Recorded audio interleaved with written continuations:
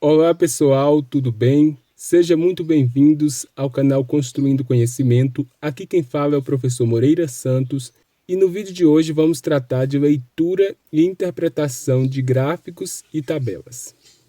Bom, pessoal, hoje vamos conhecer 4 tipos de gráficos: gráfico de colunas, gráfico de barras, gráfico de segmentos e gráfico de setores. Os gráficos são recursos que podem ser utilizados para representar resultados de uma pesquisa estatística, o que de maneira geral contribui para que o leitor compreenda mais facilmente as informações apresentadas. Por isso, é comum depararmos com gráficos na TV, na internet, em jornais, em revista, justamente porque, na maioria das vezes, os gráficos facilitam a compreensão de resultados de uma pesquisa estatística. Aqui temos um gráfico de colunas. Observe aqui as colunas. Geralmente, utilizam gráficos de colunas e também de barras para facilitar a comparação entre si dos dados obtidos de uma pesquisa. Aqui temos um gráfico que tem como título Países mais populosos em 2015. Então temos aqui os países Brasil, China, Estados Unidos, Índia e Indonésia. Está representado aqui neste eixo horizontal. E no eixo vertical temos aqui esses números que representam a população em milhões de habitantes. O Brasil, em 2015, tinha 206 milhões de habitantes. A China, 1.397 milhões de habitantes. Os Estados Unidos, 320 milhões de habitantes. A Índia, 1.309 milhões de habitantes. E a Indonésia, 258 milhões de habitantes. São várias informações que podemos obter a partir da análise de um gráfico. Observando este gráfico, é possível afirmar qual o país mais populoso e o país menos populoso. O mais populoso é a China. Observe que é a coluna mais alta. E o menos populoso, o Brasil. Observe que é a coluna mais baixa. Aqui temos um exemplo de gráfico de colunas que facilita a comparação entre si de dados obtidos em uma pesquisa. O gráfico de barras, assim como o gráfico de colunas, também facilita a comparação entre si dos dados obtidos em uma pesquisa. Observe que no gráfico de barras temos aqui barras horizontais. Temos aqui dois eixos, um eixo vertical, que tem o nome dos países, Rússia, Estados Unidos, China, Canadá, Brasil, e um eixo horizontal, que tem aqui os números 5, 10, 15, 20, que representa a extensão territorial por milhões de quilômetros quadrados. O gráfico tem o título Países com maior extensão territorial em 2015.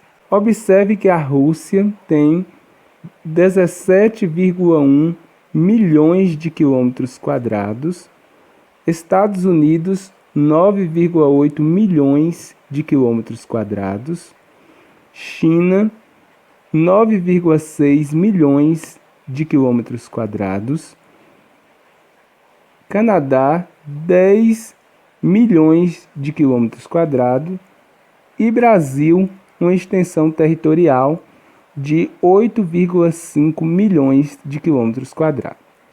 Qual o maior país no que diz respeito à extensão territorial entre esses 5 países? A Rússia. Veja que é a barra mais comprida. E qual é o menor país entre esses 5? O Brasil. Veja que é a barra menos comprida. Qual o país que tem maior extensão territorial?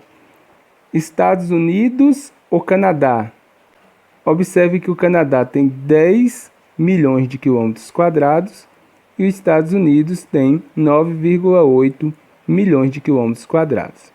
Olhando para as barras, a barra aqui do Canadá é mais comprida do que a barra dos Estados Unidos. Logo, podemos afirmar que o Canadá tem uma extensão territorial maior. Então, são várias informações que podemos obter a partir da análise do gráfico de barras. O gráfico de segmentos, também conhecido como gráfico de linha. Esse gráfico é mais utilizado quando observamos algo no decorrer do tempo. Aqui temos o gráfico da estimativa da população mundial de 1955 a 2015. O gráfico tem dois eixos. O eixo vertical representa a população em bilhões de habitantes e o eixo horizontal, os anos. Em 1955, a estimativa era de 2,8 bilhões de habitantes. Em 1965, 3,3 bilhões de habitantes. Em 1975, 4,1 bilhões de habitantes. Em 1985, 4,9 bilhões de habitantes. Em 1995, 5,8 bilhões de habitantes. Em 2005, 6,5 bilhões de habitantes. Em 2015, 7,4 bilhões de habitantes. Observe que a estimativa da população mundial foi crescendo no decorrer do tempo.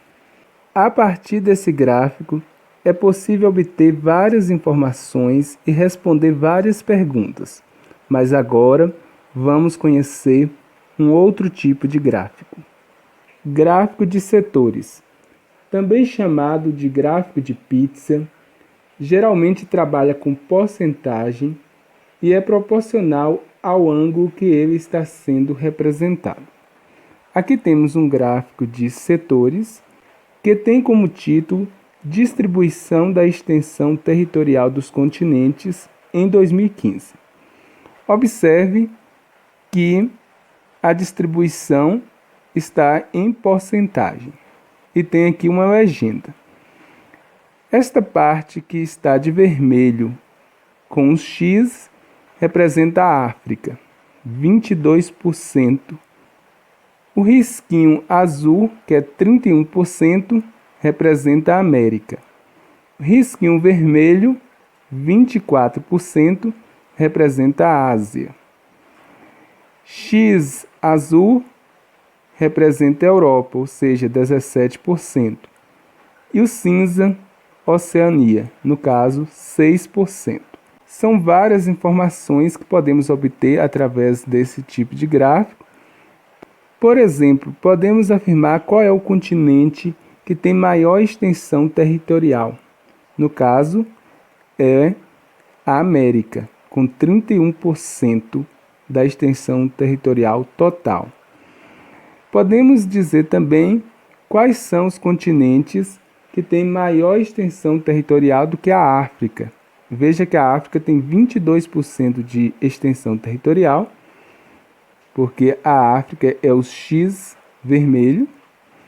E quais são os continentes que têm extensão territorial maior do que a África? No caso, risquinho azul e risquinho vermelho.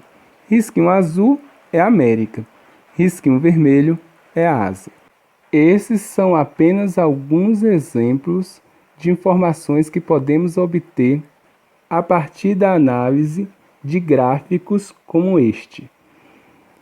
Agora que eu já apresentei para vocês os 4 tipos de gráficos, vamos agora responder 3 questões, sendo uma de análise de tabela e 2 de análise de gráficos.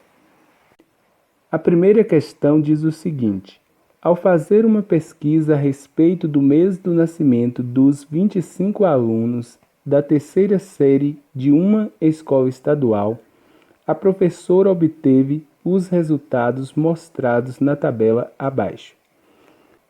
A tabela tem duas colunas.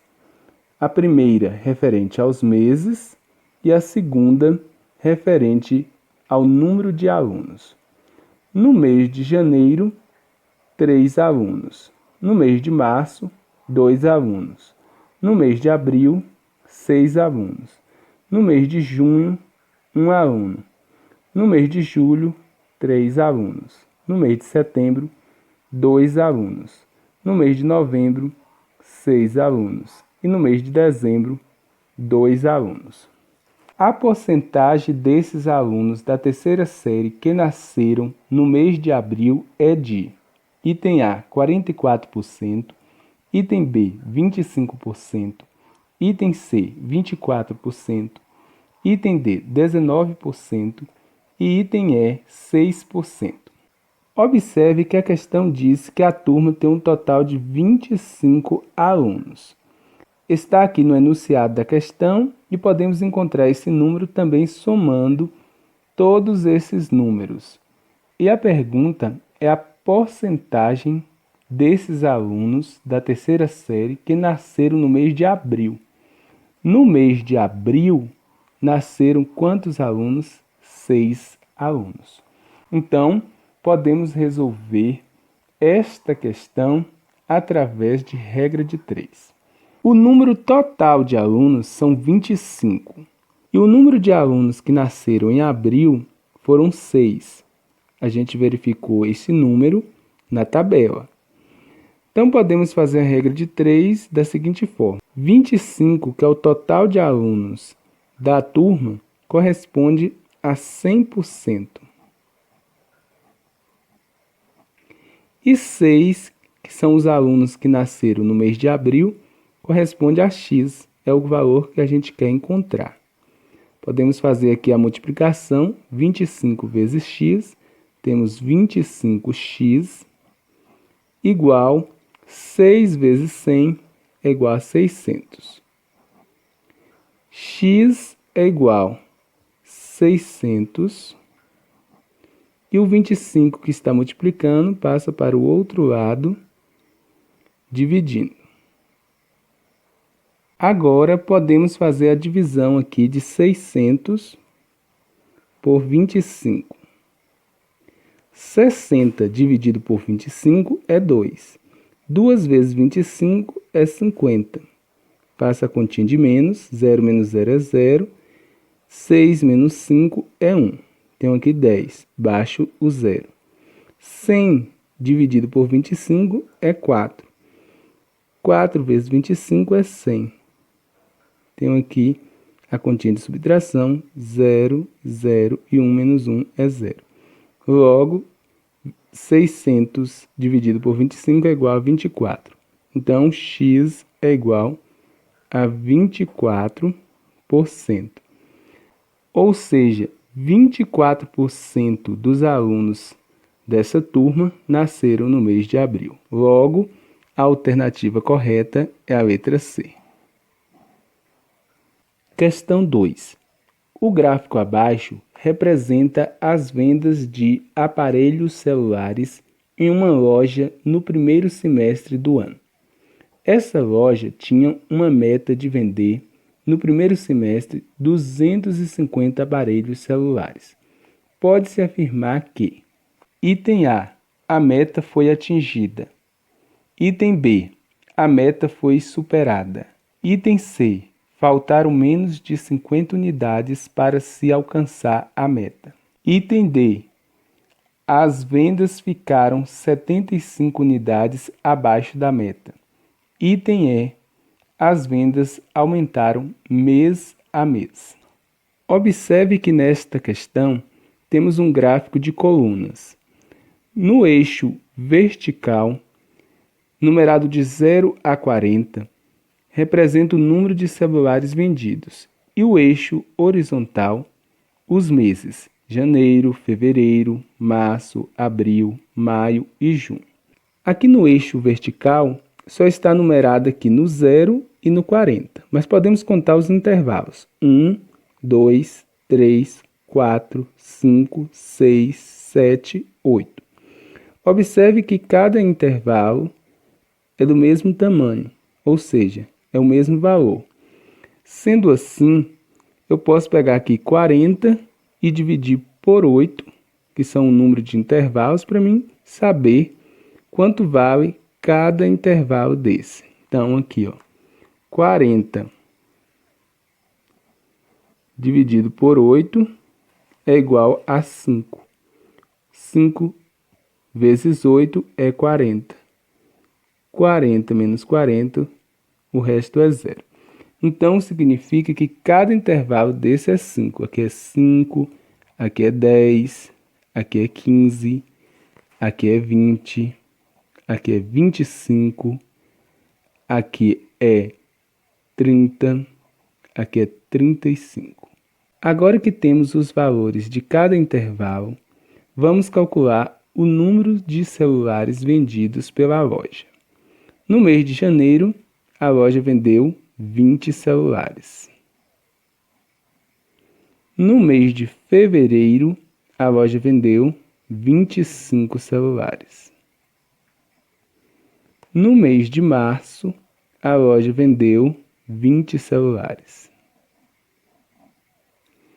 No mês de abril, a loja vendeu 35 celulares.